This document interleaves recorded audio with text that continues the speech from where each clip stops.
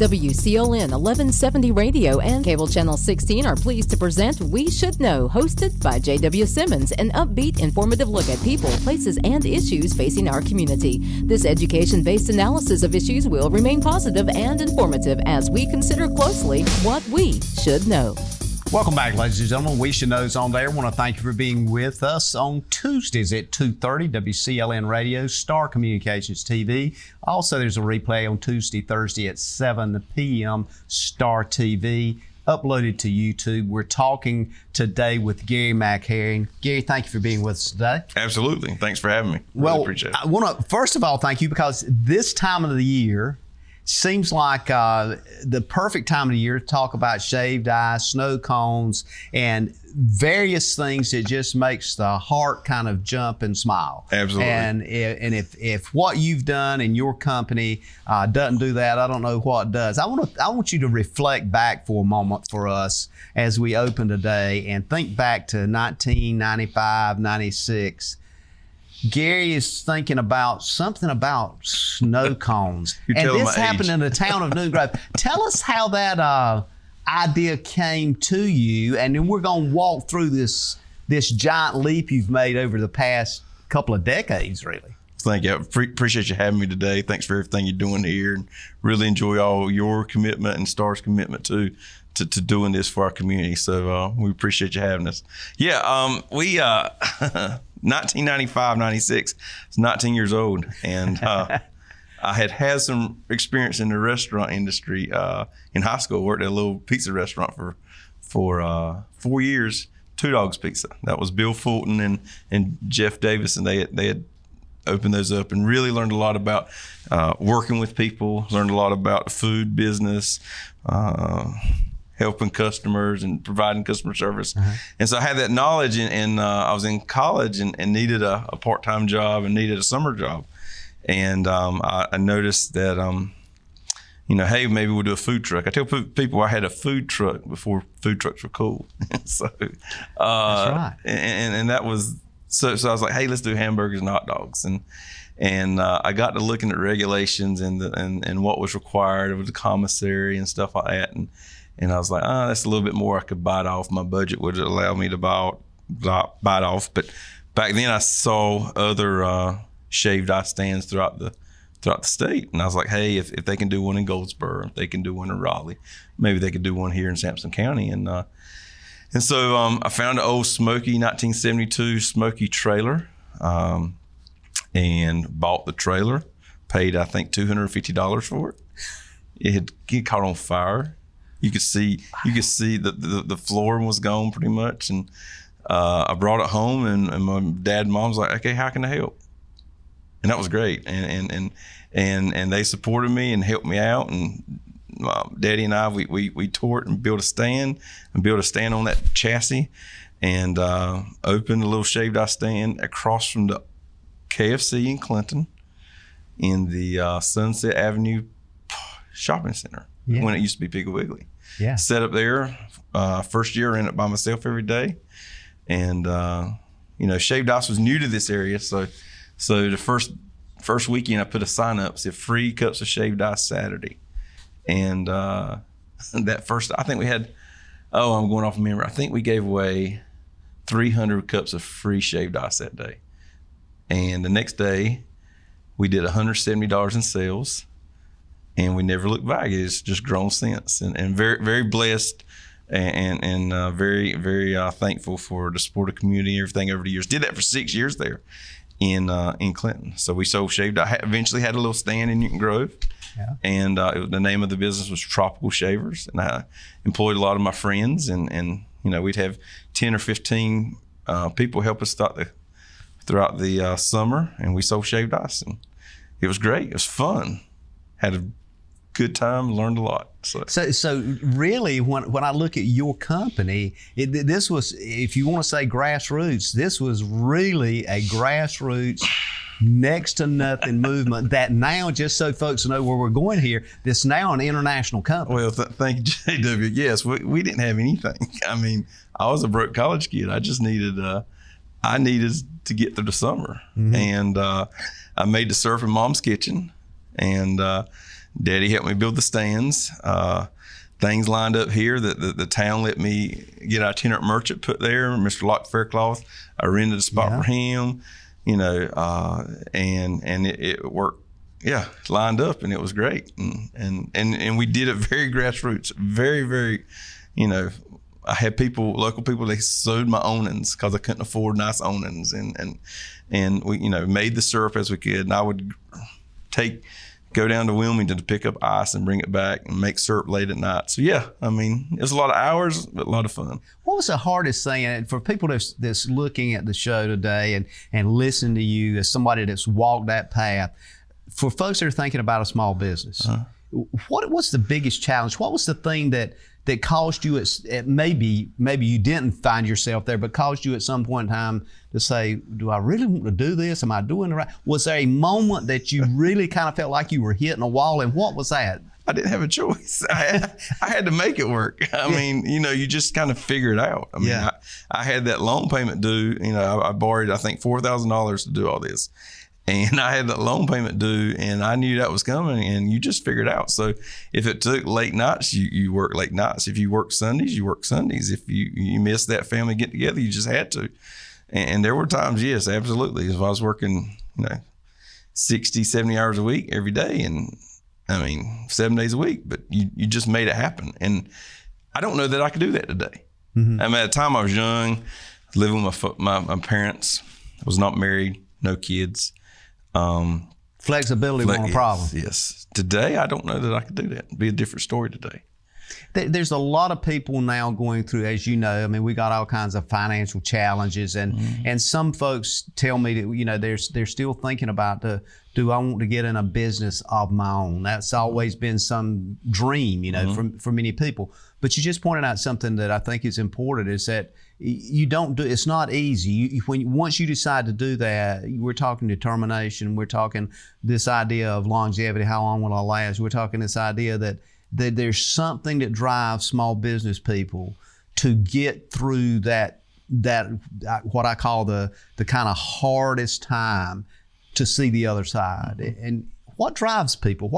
And I know you just said you had a debt to pay off and that kind of thing, but there's still something inside of small business people that make them push through that. Well, at the end of the day, when you came home with our little cash drawer, and you know, it had a couple $100 worth or $500, there was a lot of satisfaction. That was fun. Mm-hmm. It wasn't the money. It was just, hey, it worked. You know, right. So I think I really enjoyed that aspect.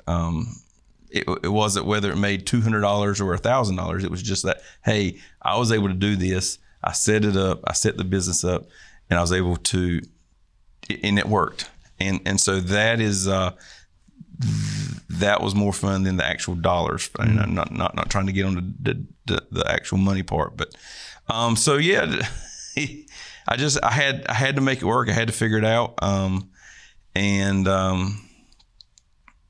I wanted to prove to myself that I could do this. So, and you had to have someone to believe in you too. Yes. So I did have some. You know, my parents were right there, helped me any way I could, and it was great.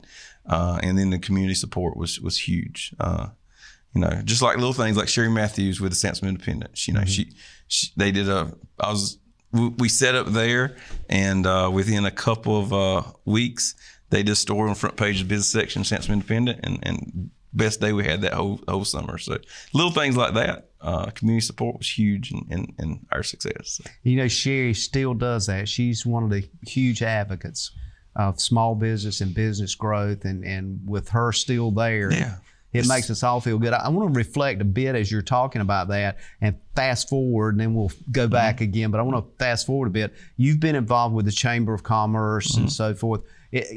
Have you seen ways that the Chamber can improve or create pathways, having been in a small business situation? Have you been able to look at that from the perspective of the Chamber and feel like you're making a difference for other small businesses? Yeah, I have not been as involved in the last couple of years because I've been focused on my business. But, you know, from probably 2000 to 2015, really involved heavily. So what I have found values for people like that is the connections and and meeting people in the community. And that is so true. You know, you talk about, I'm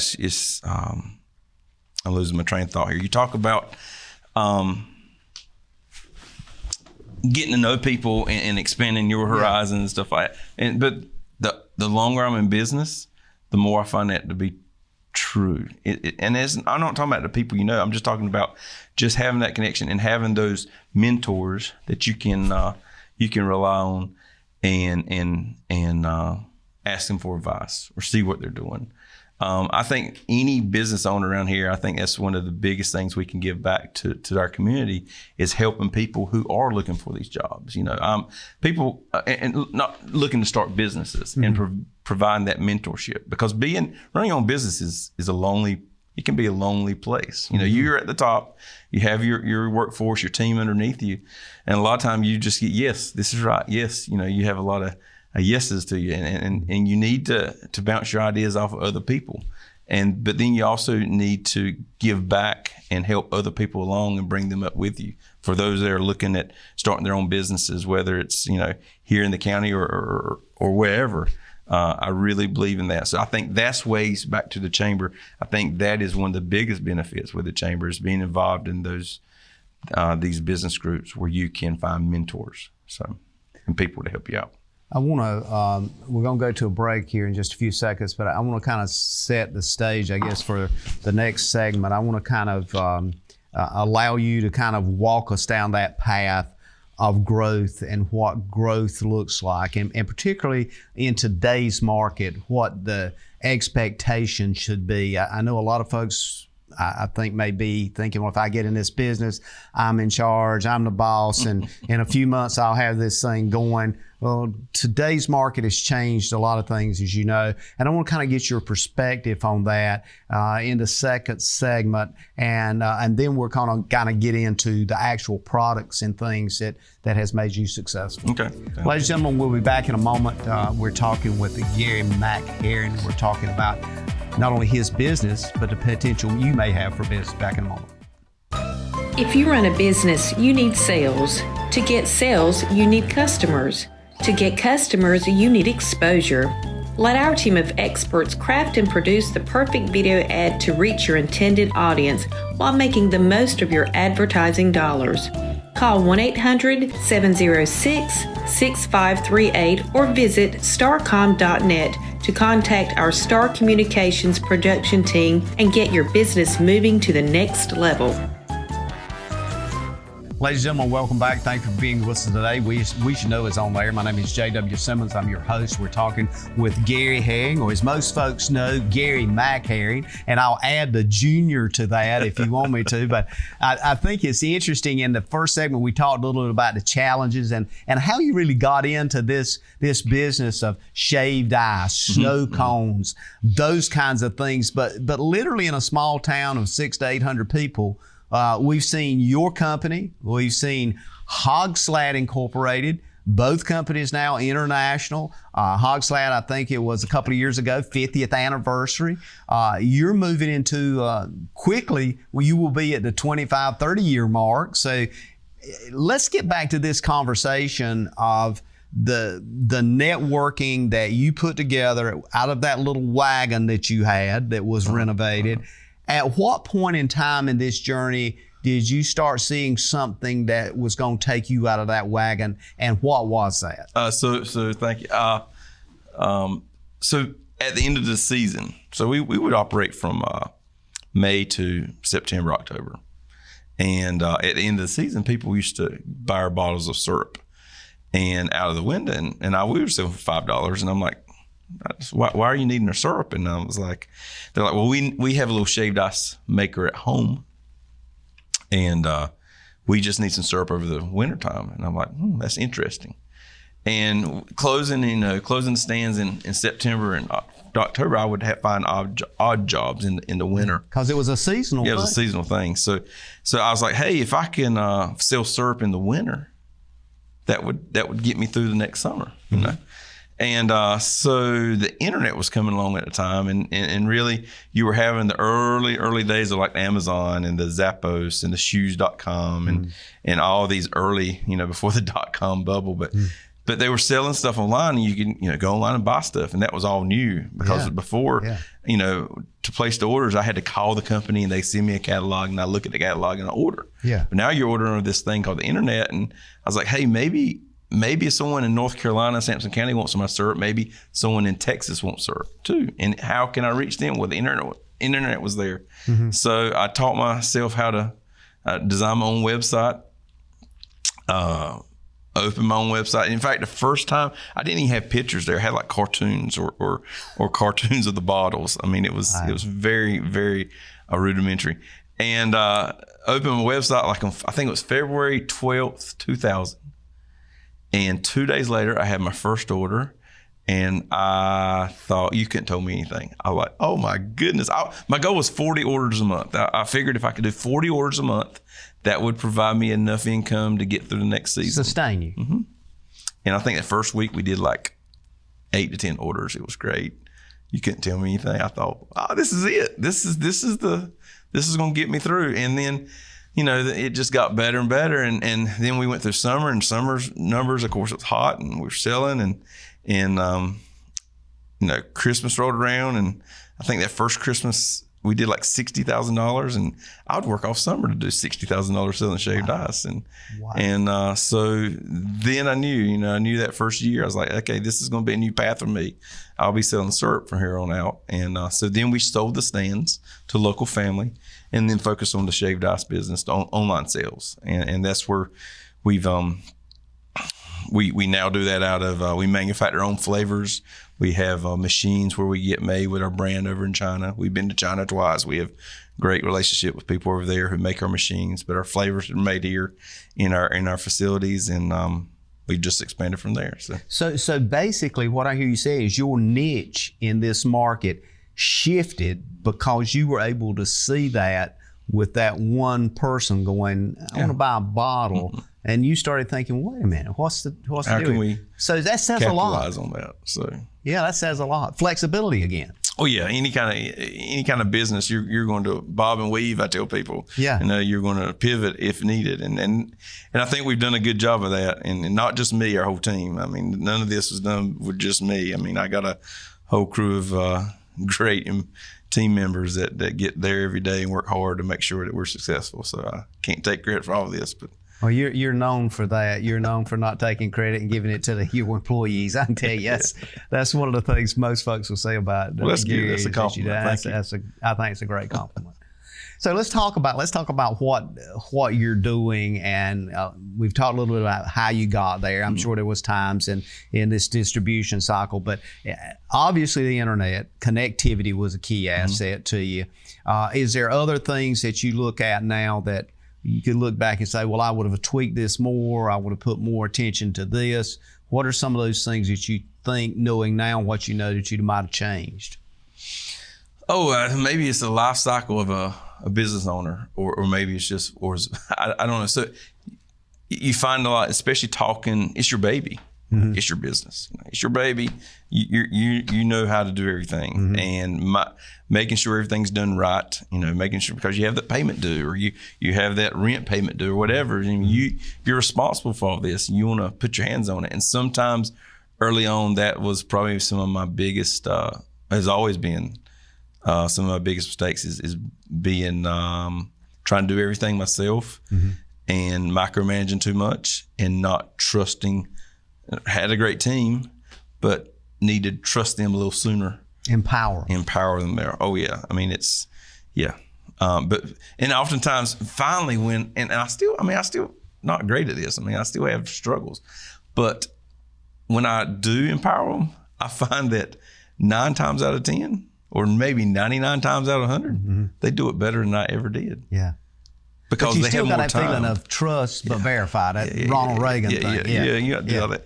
But yeah, they do it so much better. But also they have more time and they can devote one thing. You know, as a small business owner, you've got to be a jack of all trades. I mean, even this week we had a sewer line clogged up, and I'm standing out there trying to figure out how can we get this and making phone calls and stuff like that. So, I mean, you've got to be so with that. When you find those tasks that you can move to one of your team members or one of your people and let them focus on it, and just let them do it and trust and verify. But once they verify, I mean, yeah, they do a great job. So I'm very blessed. How'd you come up with that first bottle of syrup? Did you buy it? Did you create it? Did you pour it out of a gallon bucket? How'd you come up with that first bottle? So this was pre-internet when we did the stands, and I found the company that sold all this stuff on the Thomas Register. And people don't know what the Thomas Register is today, but it's a stack. It was a stack of encyclopedias basically at it was a list of manufacturers in the United States, and believe it or not, they had a snowcone distributor section in there, and it had all the snowcone distributors. So it was the internet for businesses before there was internet. It was a book. So I found that, called them up, they sent me the syrup, and then I made the first bottle of syrup here in Mom's kitchen. So that was our first. Wow. First stuff. And you created your own labeling and everything that goes on the syrup. You mentioned a while ago that you started out with like a cooking and that kind of thing, and it was too complicated. So is there less restrictions? Less restrictions with snow cones. And that makes a big difference. Yeah. You don't have to have the commissary. They treat it like a drink at a ball game, the local health inspectors and stuff. So it's not as strict as hot dogs, refrigeration, fryers, temperatures and stuff like that. So it's a less restrictive. If you're opening up a shaved ice business in North Carolina, yes, it's much less restrictive than like a hot dog stand or something. How many employees do you have now? You mentioned a while ago. We have 35, give or take. It varies throughout the seasons, but right now we're about 35. Everything from we have kidders who put stuff in boxes. We have a manufacturing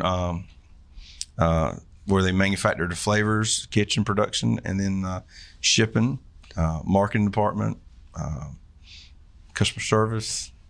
I mean, we have a full line of cover all gamuts. So, great team. We talked about that you've expanded to countries like Canada. What do you see down the road when you look at a vision for your company? Are you looking at more of a multinational kind of company? Are you looking at expanding more, obviously, I guess anywhere, but more in the United States? What is that? If somebody said, what's your market strategy right now, Gary? What would that look like? So we have we do a really good job on the internet and marketing through different channels and stuff. I can continue to see that grow, especially as people buy more and more things on the internet, and we do a good job on our websites, which is great. We are getting more into retail. We've had some really good hits. We got a test right now in Harris Teeter. World Market has our stuff. Winco Foods on the West Coast, Party City. So we've been real pleased with doing that, and we see a lot of growth in the retail market with that. But so we continue to see growth in the shaved ice area, but we're also developing different products. We've got 3 really good projects we're working on right now. The latest one is Scoot. Scoot is a frozen lemonade pouch, and that's going to launch here in about 2 weeks. We're doing a soft launch on Amazon, but basically it's a pouch of some of the best lemonade you'll taste.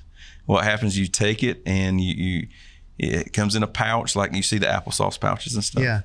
And it's a shelf-stable product, so it can go in your grocery store shelves. You grab it, you throw it in your freezer at home. Okay, once you get home, and then you take it out and you massage it a little bit after it's frozen, and you've got this unbelievable frozen lemonade. So we're launching that with original peach and strawberry in a couple of weeks, and it's great. I had to get you some of that when we launch it. Yeah, that sounds delicious. So that's where we see our growth. Some of these other areas, some of these other brands, and what we're doing is the stuff we've learned with the shaved ice. Yeah, we're going to build these other brands with, because it's the shaved ice industry is only going to be the market is not unlimited. It's not a coffee. It's not as big as the coffee market or whatever. So we see more opportunities other brands. We're gonna take a break. When we come back, I want to get into a little bit more detail on some of the new things you're doing. Also reflect on some of the things that are your standard bearers that hold you together. Ladies and gentlemen, we'll be back in a moment. We're talking about good stuff. We're talking about snow cones. We're talking about shaved ice. We'll be back in one moment. Stay tuned. At home or away, knowing who is at your door is priceless. Star Communications is here to help with its doorbell security camera by Skybell. Live viewing and two-way audio equips you with the ability to always see and greet anyone that shows up at your door. If this is the kind of confidence you are looking for, call Star Communications today at 1-800-706-6538 to learn more about this intelligent security that you can always depend on. Welcome back. We Should Know's on there. We're talking about things that are good, things that are sweet, things that are cool, things that are tasty. We're talking with Gary Herring. And you did a good job with that, Jay. Yeah, well, how about that? I mean, was that a good intro? That was great. That was off the cuff, too. So we're talking with a company that's now international that, again, started in a small town like Newton Grove, North Carolina. Mm-hmm. And you went over the first segment talking about the development of that. But I was fascinated when I look at some of the things that not only you're doing now, and that you have been doing, but things that you're evolving too. And a while ago, you mentioned this little pouch that you could drop in the freezer. And then as you wanted a treat, you just go by and pull it out and take the top off, and you've got this wonderful lemonade frozen or peach lemonade flavor. Yeah. What does those things look like, and how much are we talking about here? Is this something that's just a quick refreshment, or is this something that, I could say if I'm going to take a 50-mile trip that I could be sipping on that thing the whole trip? Oh, yes. So this is our pouch. This is our brand.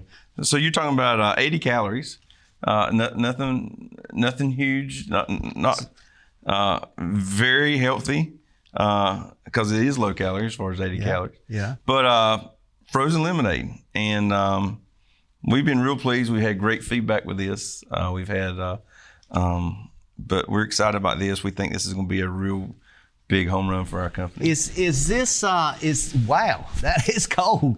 Is this packet, and again, you've got it on here, 80 calories. So for those folks that are maybe weight conscious or whatever, they want more calories, that's the kind of thing. So this could actually be good for folks that are traveling, or if you're going on a hike, or you want to cut out the caffeine. There's your treat right there. How many different flavors are we've been talking about? We have 3. So we have original lemonade, then we have peach and strawberry. So but we have other flavors that we'll launch after this takes off. But we're really excited about the growth opportunity. We got some retailers already interested in it, so we'll see. Hopefully, expect on some store shelves next summer. So this is going to show up at not only supermarkets but fast foods, Dollar Generals. Yeah. I mean, if you we see a lot of potential with this, so we've had a lot of interest. So what are we talking about just in the manufacturing piece of that for your company? Are we talking a whole separate division with additional employees? So right now we have a warehouse in Newton Grove. We've been there for 12 years, a manufacturing facility there. We put in and we manufacture these flavors and stuff like that. So to get quickly to your point, we will be manufacturing in house, so we can do that. But we are because of our growth and stuff like that, we are moving to the industrial site here in Clinton, where we'll have a larger kitchen. Right now we have about 1,000 square foot manufacturing space. We'll have 9,000 there, so we're really excited about that. Wow. And we'll be able to do more things like this. So we will do this within our company, Mary Macks, and but this will be one of our brands that we will be selling. So we've mentioned, I think, Mary Mack a couple of times. Mary Macks is the brand name of the company. That is the principal company. All these other things kind of fall under that. Tell us how you come up with that name, Mary Macks. So everyone around here calls me Gary Mack. Yep. So, and a lot of kids have problems with that G. So they'll call me Mary Mack because they can't say Gary Mack. And then it just kind of led in. Also, my grandmother, her name was Mary. Yeah. And so it all works out. And I have a little girl named 2 years old. She's Mary Russell. So Mary is an important name with our family. So Mary Macks was just a natural name to have. And it has deep historical significance. I mean, even back to biblical days. Yeah, let's face it. Absolutely. You got something rolling there. Plus, you've got this kind of switch over thing. You could say Mary and put an E and 2 R's, and you got excitement and happy. So when we look at the place in Clinton, now will you be manufacturing this and actually distribute them from Clinton? Yes, we'll be doing that we'll be doing all our flavors and our scoop pouches as well there in Clinton. This will be I'm guessing a pretty significant financial investment for you. Yeah, we found a nice building in Clinton. Needed a lot of work, but it's going to work. We're probably right in the middle of renovation now, and we'll move our entire operation from Newton Grove to Clinton. But we're still going to keep the Newton Grove building, and we expect to have another project in there, hopefully within 2 to 3 years. So you're still looking at something else down the road that'll fit that. Yeah. Is that part of what I'm seeing here as you're talking about a lot of this stuff? It continually evolves. Yeah, again, back to the pivot. You got to adapt and pivot. And in the segment earlier, I was talking, the shaved ice industry is only going to be so big. That category is only going to be so big. And, so we will have to look for other brands to continue our growth. And that these other projects, I feel like Scoot could be 3 to 4 times bigger than what we're doing now. So very excited about that. Wow, that would be huge. Yeah. So as we're looking at some of the things that's sitting on the table in front of us here, I'm looking at a little small machine, and I'm thinking to myself, there's no way you could actually make a snowball or a snow cone or a shaved ice out of that machine. Have we evolved to the point that that's even possible? Yeah. So this machine takes regular cube ice or a little block of ice that you freeze out in your freezer, and you basically throw the ice in there and you press down on it, and out the bottom comes this really fluffy snow, and you pour the syrup on top, and we have about 50 flavors to choose from, and we sell it in quarts and pints and gallons, and then all the accessories, the snowcone cups, the spoon straws, anything you need for a shaved ice party. I tell people we sell fun in a box. Yeah. So when the box comes to you, it's generally a package like this, and it's great for birthday parties, family get-togethers, just that late night snack. Yeah, that's our bread and butter out there. And whether you have children or, in my case, grandchildren, this could be the centerpiece of attraction in the kitchen area. Yes, grandparents are a huge customer of ours because they want to have that experience. And we're going to more experiences, as I think especially with the COVID, people really want to. It's not always the item; it's the experience with your family and your friends. And I think this provides a great way to have that fun time, that event. So we've all heard that slogan, share to love. So yours could be share the snow cone or something. I mean, and by putting it with small machines like this, I can only imagine what you had to use with your starting first mobile unit that you had.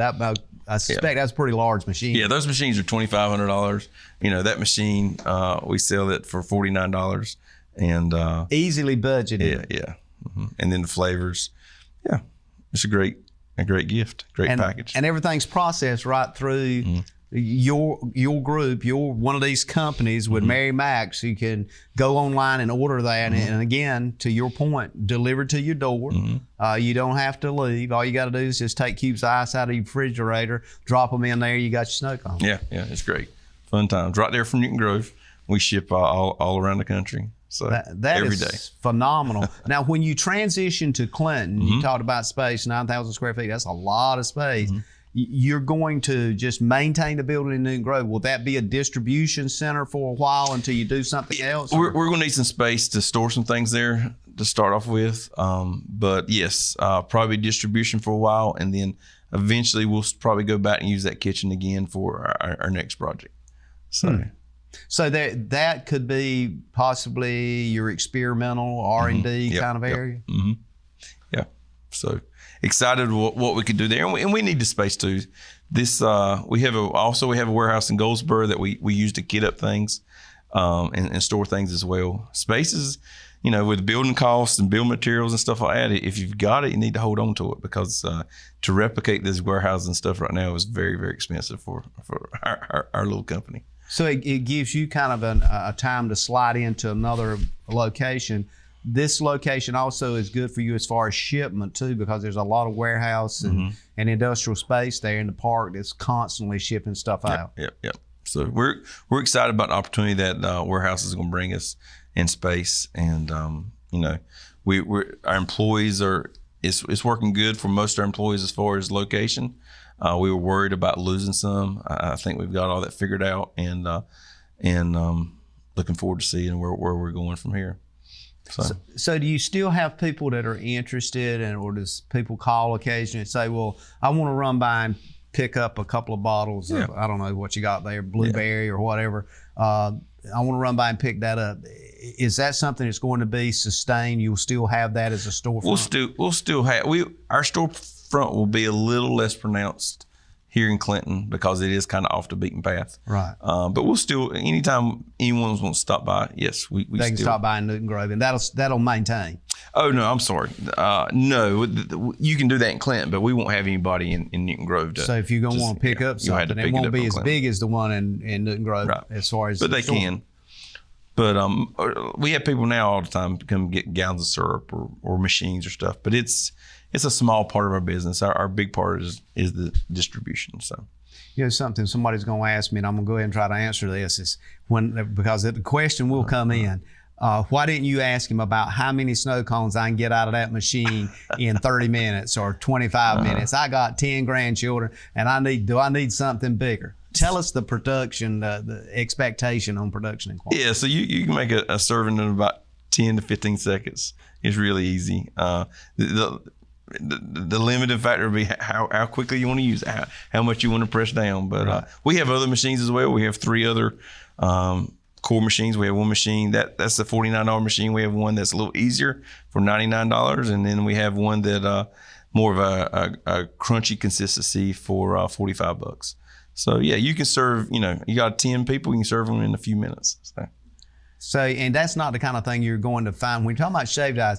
That's not the kind of thing you're going to find on your typical refrigerator. No. You can get a crushed. That's snowcone ice. But that's a whole different thing. It's a whole different thing. And folks that have tried your snow cones know that's a huge difference. Yeah, there's a huge difference. Yeah, shaved ice is much fluffier, much better product. Gary, we're coming up on our last segment, so I want to kind of give people a lead in here. I want to talk about how I go into the business of selling snow cones and let you walk us through that process from your perspective, having been there. Ladies and gentlemen, we'll be back in a moment. We're coming on the last segment. I want to encourage you to stay tuned. This might be a business you're interested in. It might be something you want to get into, and I got the guy that can make that happen right here. We'll be back in a moment. To get the most out of your electronic devices, you need a strong internet connection and a protected home Wi-Fi network. You need high-speed internet from Star. Star has the fastest, most affordable high-speed internet service available for all your devices. We have no long-term contracts or high-pressure sales. Our service speaks for itself, and switching is hassle-free. We take care of everything with free installation from a local company. High-speed internet from Star. Internet at the speed of life. Ladies and gentlemen, welcome back. Thanks for being with us. We're coming up on our last segment here today. I want to thank the folks at the radio station that announce us each and every week. Our show is aired Tuesdays at 2:30 while simulcast on radio. Then there's a replay 7 p.m. Tuesday, Thursday. Obviously, for many folks tell me they go to YouTube and they can find the show, or they can go back and look at historical shows we've done and the folks we've talked to. Certainly, we encourage you to do that. Once they air, we'll be glad to send you a link, and you can take a look at it. You might want to post it on your web page or your website. Whatever is great. Many times we'll have people to send us comments and suggestions to weshouldknowedu@gmail.com. That's weshouldknowedu@gmail.com. Please continue to do that. Our letter, or what we call snail mail address, is Post Office Box 1482, Clinton, North Carolina, 28328. Continue to send those, and I do appreciate those comments from folks from out of state from folks from Raleigh. It's pretty amazing that the people that pick up the show, and we're so pleased to be here to bring you information from people that are in the seat, driving the industry or business or whatever it is we're talking about. And today, one of those industries and businesses is the snow cone business and shaved ice business and new innovative business. Gary Mack, thank you for taking time in your busy schedule to talk to us and come back and just kind of refresh us on what's going on. I'd like to use this part of this last segment for you to kind of explain that somebody out there maybe the next Gary Mack in their teenage years that says, I believe I'd like to do something, but I don't want to get into that selling hamburgers or hot dogs. It's way too complicated, too many certifications, but I really believe I got a good location. I could put some snow cone stuff, and especially since we're now going to the packages of things that you're just developing. Tell us how you would talk to that person. Pretend, if you will, that you're speaking to somebody that's got a building. They want to do something with that. They want to see it an asset to the community. Where would you start them out at? What would you tell them about net amount of money they need to start with? What does it need to look like? What kind of equipment would they need? And I'll just let you take it from there. So if you were wanting to do a shaved ice business, there's what we call the neighborhood stands. Yes. So that's somewhere, like that's what I had in Clinton. Yeah. I had a concession trailer, and we sat there every day, and we didn't move the trailer, and people came and we sold out of the trailer. And that's what we call the neighborhood stand. And then there's events that you could go around to go to festivals or do birthday parties or stuff. And then some people do a hybrid of that. Maybe they have a stationary trailer with a vent truck or something. So first you kind of need to decide on what you want to do. I always like the stationary stuff because you develop your business in your community, and you develop your customers that are coming to you, daily or weekly and stuff. And the vents are a lot of work, and generally to me it was always hit or miss. You can make a lot of money if you have the right event at the right time, but that is few and far between, and a lot more competition. But if you could, if you had an existing building, I'd check the location and see if there's some daily traffic. We were near the Royal Lane, the ballpark, so we had a lot of people, a lot of families going by there every night, and that helped us grow and be successful there. So location is going to be key. If you had if you had a trailer and you found an empty lot, you could hopefully set up a stand there. So, finding the right location. If you didn't have to buy your trailer, your equipment is going to run you anywhere from, I'd say, $5,000 to $10,000. If you had to have a trailer, you're looking at $15,000 to $30,000 there, depending on what you want to do. And then, hopefully you just sit up there and be there every day and try to get your name out, try to advertise,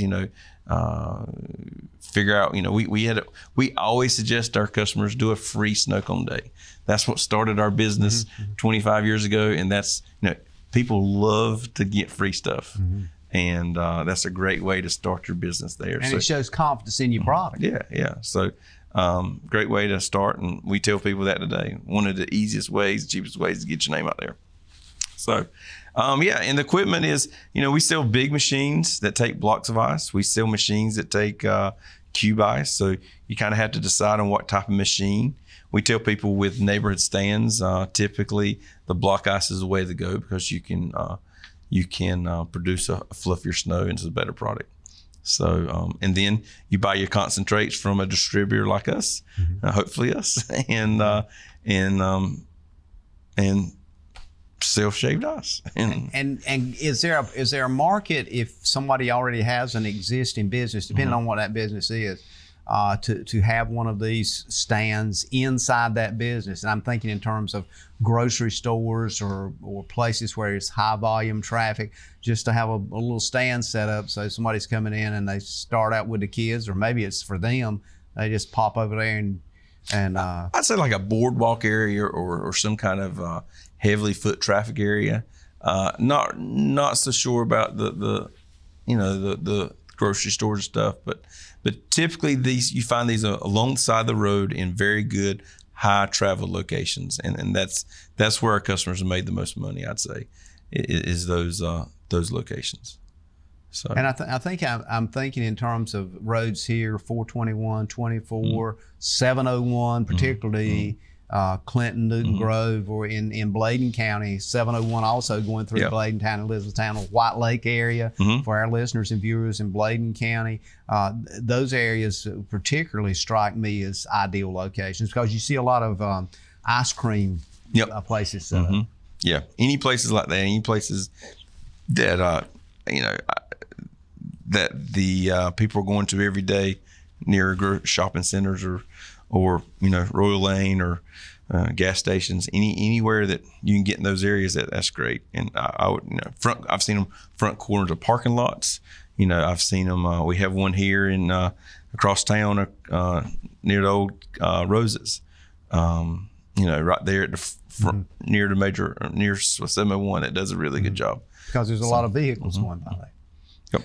So is there ever been any thought given to franchising operations? And I know that brings on a whole nother marketing study and look at, but again, let's face it, McDonald's and other places there's some franchise models out there that have been very successful. It's never one that I really wanted to participate in because I felt that someone with enough, I felt like anyone could do it, and it was not that specialized, and you could come up with your own brand, and I really enjoyed that, and really controlling my own brand and look and feel. But there are some systems out there that have done a great job at franchising, and has really surprised me how well they've done. So, do you have what you would say would be competition in this area, or are you continuing to develop unique approaches and ideas? On the commercial side, yes, and even the residential side, there's absolutely competition. Always someone's ready to get some of your pie. But I think our brand, I think our reviews, our package design, the quality of our products, I think really sets us apart, and sets us apart, and has been a reason we succeeded. So. Yeah, I think the other thing too is for folks that are thinking about this is that you're talking about an employment base here, which creates significant cash flow for the county, and significant cash flow in the county means it's good for everybody that's involved. Absolutely. I want to kind of get your thoughts on something. I was hoping maybe we'd have time for this. Is a lot of small businesses obviously have faced a lot of critical issues because of COVID. Some of those are everything from supply chain to labor shortages. What's some of the things that you faced that you've been able to hopefully overcome as a result of this kind of financial setback that seems to be international? Yeah, so COVID came on, and our sales fell off really hard. We laid off 14 people. That was hard. That was probably the hardest day of being an entrepreneur or being a business owner ever I'd had in 20 some years. But once things kind of settled off, after a couple of weeks, and people were like, okay, we're going to get through this. We'll figure it out. Our sales, and then people were staying at home more. Our sales took off, and we hired the 14 back within 2 months. Wow! And really, our sales have continued to remain strong through that. But with that being said, throughout the whole COVID issue, we were having supply chain issues with getting in bottles, getting in caps, and just an example, getting in. Today, we used to pay $3,500 to $5,000 a container to get it in from China. We paid as much as $26,000 a container during COVID. And today that number is around 13,000. So, those challenges are still there. Supply chain issues we're still doing, but supply chain issues we're still having. But luckily, our team and our vendors, we really believe in forming relationships with our vendors and sticking with them, and they really stepped up to the plate and help us get through COVID. But we never ran out. Yeah. Despite having all these issues, we really never ran out.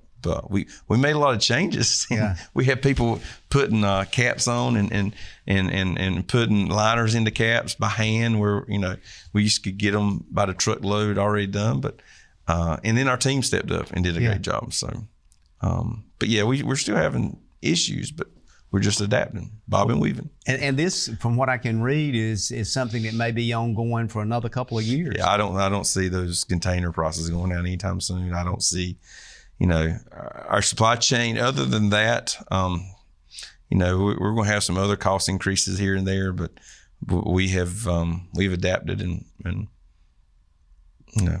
doing the best we can. So it's a local company. The syrup and stuff is made locally here. Yeah.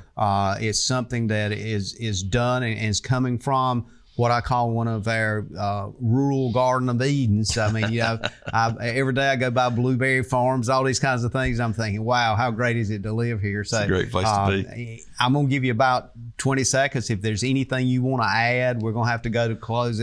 We always run out of time, and I want to keep talking. And I'm so excited to see these things. I think as folks see these come out, and it's so easy, just toss it in the freezer. I'll give you about 10 seconds. Oh, I love where we live. Been supported by the whole community my entire life. I'll get emotional sometimes talking to it, but I wouldn't want to be anywhere else. I enjoy it, and I'm thankful for all the support we've had over the years. Well, I want to thank you again for being with us, and we remind folks, the slogan is share the snow cone, and this is one way to do it right here. Just drop it in that freezer, and if this doesn't tell people that you're thinking about them, I don't know what does. So thank you, Gary, for being with us. Thank you so much. Ladies and gentlemen, we look forward to seeing you again next week on We Should Know, and as always, this is one of those things that your input is important to us. Keep contacting us, keep sending us those emails. And again, as we close each and every time, may God bless.